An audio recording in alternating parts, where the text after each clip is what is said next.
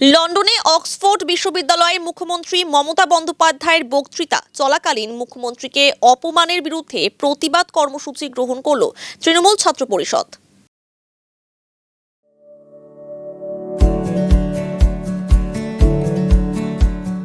Pampered, not just a hospital, but a mother.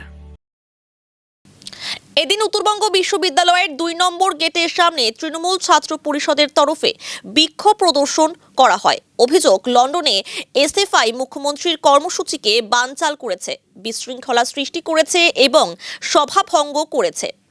কিছু সংখ্যক SFI এই ঘটনা ঘটিয়েছে। এর প্রতিবাদে উত্তরবঙ্গ বিশ্ববিদ্যালয় বিক্ষোভ প্রদর্শন করা হয়। উপস্থিত ছিলেন উত্তরবঙ্গ বিশ্ববিদ্যালয়ের তৃণমূল ছাত্র পরিষদের অবজারভার মিঠুন বৈশ্য সহ অন্যান্যরা।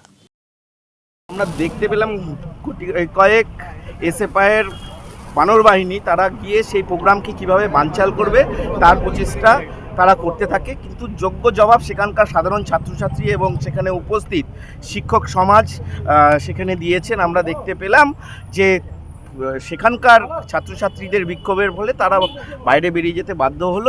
যেভাবে বাংলায় বুকে সবসময় একটা ন্যারেটিভ সৃষ্টির চেষ্টা এসএফআই করে, এবং আমরা দেখেছি যাদবপুর থেকে প্রেসিডেন্সি বিভিন্ন সময় বিভিন্নভাবে ওনাদের মতবাদ যারা বিশ্বাস করে না তাদের উপর কিভাবে আক্রমণ নেমে আছে। আমরা এর আগেও দেখেছি মমতা বন্দ্যোপাধ্যায়কে বিভিন্নভাবে তার গতিপথ আটকানোর চেষ্টা করেছে, কিন্তু আজ পর্যন্ত তা পায়নি। মমতা বন্দ্যোপাধ্যায় নিজের সমহিমায় উনি ওনার ভাষণ শেষ করে বাংলার গৌরবকে আরও উচ্চ স্তরে নিয়ে গিয়েছে।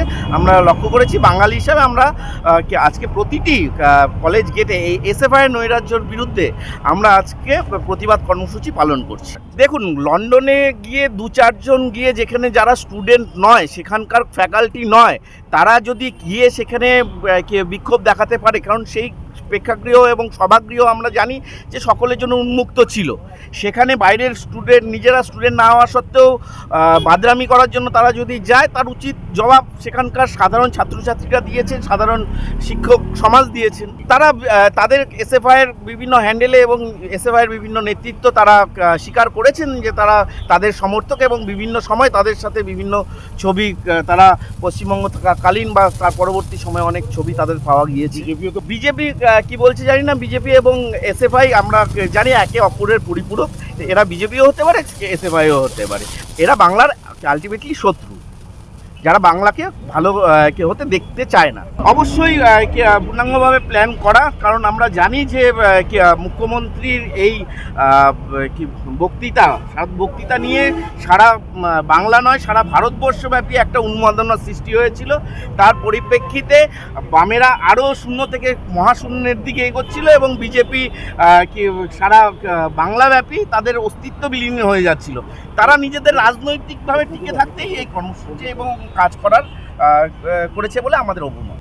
এবার কারা ড্রামা করে বাংলার বুকে আমরা জানি, আমরা দেখতে পাই। আমরা প্রতিদিন রাজনীতির আঙ্গিনায় খুললে প্রতিদিন ড্রামাবাজকে একজন গেরুয়া বসন করে, একজন লাল ফেটটি ধরে কারা রাস্তার বুকে, বাংলার রাস্তার বুকে ড্রামা করে আমরা সকলে। দেখুন, এটা এক প্রকার আমরা বলতে পারি যে আমাদের যে সংবাদ মাধ্যম সেটাকে বিকৃত করে কিছু দেখানোর চেষ্টা করেছেন, এবং মমতা বন্দ্যোপাধ্যায় যেটা বলেছেন সেটা পুরো তার বক্তব্যটা শুনলে আপনারা দেখতে পাবেন যে মমতা বন্দ্যোপাধ্যায় বলেছেন তার যে আর্কিটেকচারাল যে ডেভেলপমেন্ট সেটার প্রশংসা করেছেন। সেটার প্রশংসা মানে এই নয় যে মমতা বন্দ্যোপাধ্যায় সেই পুরো শাসনকালকে তিনি বাহবা দিয়েছেন বা কুড়িয়েছেন।